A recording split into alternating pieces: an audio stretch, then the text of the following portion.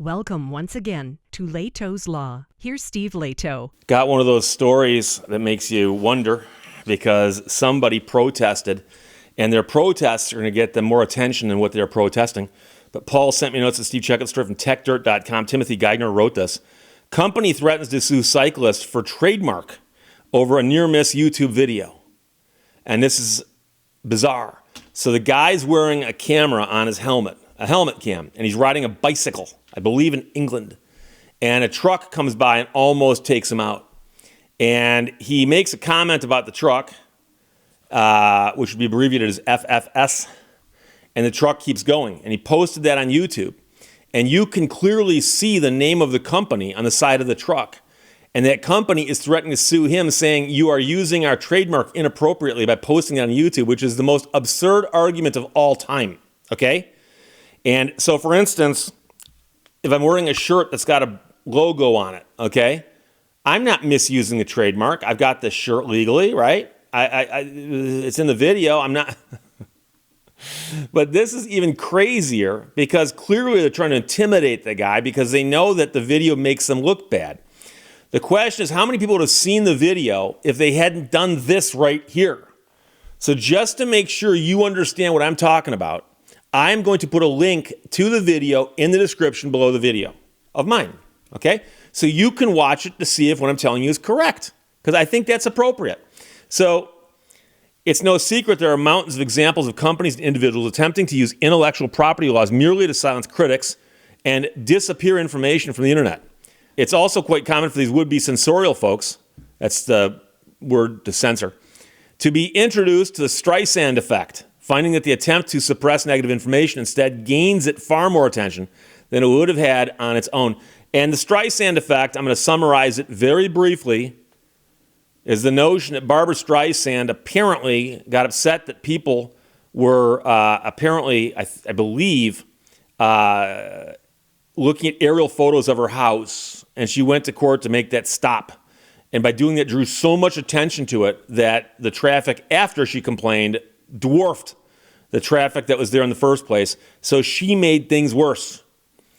So Timothy Geithner says, well, let me introduce you to a company called Cornice's Centre in the UK. Now, I'll just call them CC. Makes some really beautiful plaster-based interior products such as moldings and decoratives. And on at least one occasion, one of its drivers nearly ran over a cyclist that happened to be wearing a helmet camera. The road.cc reader who told us about the incident initially uploaded the video to their YouTube channel and forwarded a copy to Cornice's Centre, the company whose van driver close passed him back in November.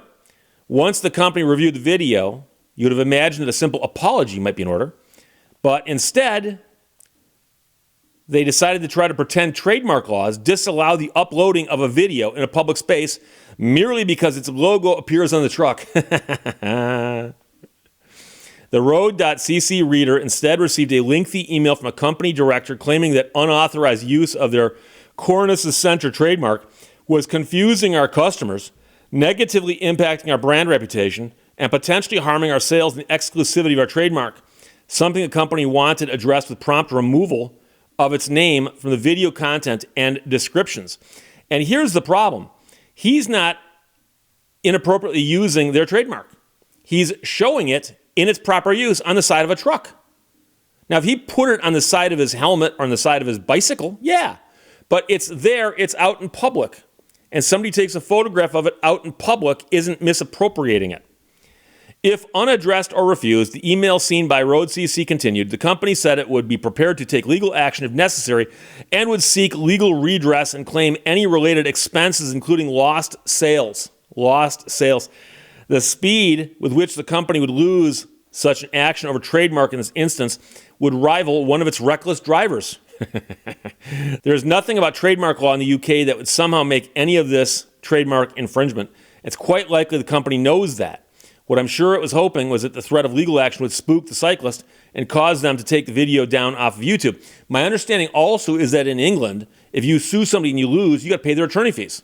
So this is an even emptier threat in England than it would be in the U.S. Because in the U.S., if you sued somebody, they got to pay their own attorney fees unless there's very, very specific exceptions. The company was mistaken. The company could have quite easily apologized and confirmed some form of disciplinary action against the driver, the reader from Road CC explained, but instead decided to threaten me with legal action for using a trademark without permission. This gives me the impression they didn't think the driver did anything wrong, despite the video showing the van passing me within easy reach, whilst they were concerned about brand damage of a YouTube video with 400 views at the time. It's now had 40,000 views in the past 24 hours since word of the trademark infringement got out. So one might allege this has backfired. Yeah, I think so. I'm considering legal action against them, with proceeds going to a cycling charity. I don't want their money, but I'd like an apology both for the diabolical driving and their unfounded legal threats. And that isn't the only Streisand vector by which this story is getting much more attention. Legal commentators are doing their own videos and posts on the subject, including this one. And including this one. What was a couple of hundred views of an incident has instead turned into thousands and thousands, as well as a potential legal action against the company from the Cyclist. It's probably time to get that apology up post haste. Cornus's center. So I'm sure that someone's going to correct me in the pronunciation of that company name. I don't know. But all I can tell you is I watched the video, and I encourage you to watch it also to render your own opinion. And I have ridden my bicycle on roads numerous times, and occasionally you get people who don't understand how the rules of the road work. And I mean, I've been on a dirt road out in the middle of nowhere. I'm talking about a dirt road you can only get to by taking another dirt road. Okay, we're talking practically out in the holler. Okay, but I'm on a mountain bike. And I'm on a dirt road, and I hear a car coming behind me. I'm very, very aware of my surroundings, so I want to stay alive. And I hear a car coming behind me, and I turn to look, and sure enough, a car's coming behind me. No traffic anywhere, no houses anywhere. It's just a dirt road. And the car drives up, and I'm on my bike, and the car drives up behind me and starts driving along right behind me like they can't get around me. I turn to look, and I do this a couple times. Nothing. So I move over to the left. No one's coming this way, except for the person behind me. And I stop. And the person in their car stops. And I look, and it is a driver on their phone. And apparently, probably lost, was on a dirt road. And out of the top of their vision, not the corner, but the top of their vision, they realize somebody's in front of them. Keeping the car on the road, they slowed down to keep pace with the bicycle.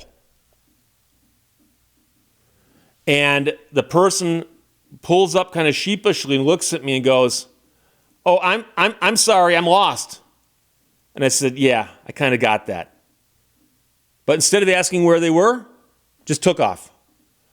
But they drove along behind me at my pace for about 100 yards. The entire time didn't bother to look up and go, "Oh, I'm behind a bicycle on a dirt road." And so it's strange how people interact with bicyclists. And every time I mention bicyclists in a video, I get all kinds of hate from people who go, "But guys on bikes do this and guys on bikes do that." Guess what? There's good guys on bikes and occasionally there's bad guys. There's good people in cars, occasionally there's bad people in cars. Okay? So for every bad guy on a bike that you can point to, I can tell you stories about people like the crazy idiot on the dirt road driving behind me because they were lost but didn't ask me for directions. So this guy here is riding along, and all of a sudden a truck goes blowing by him.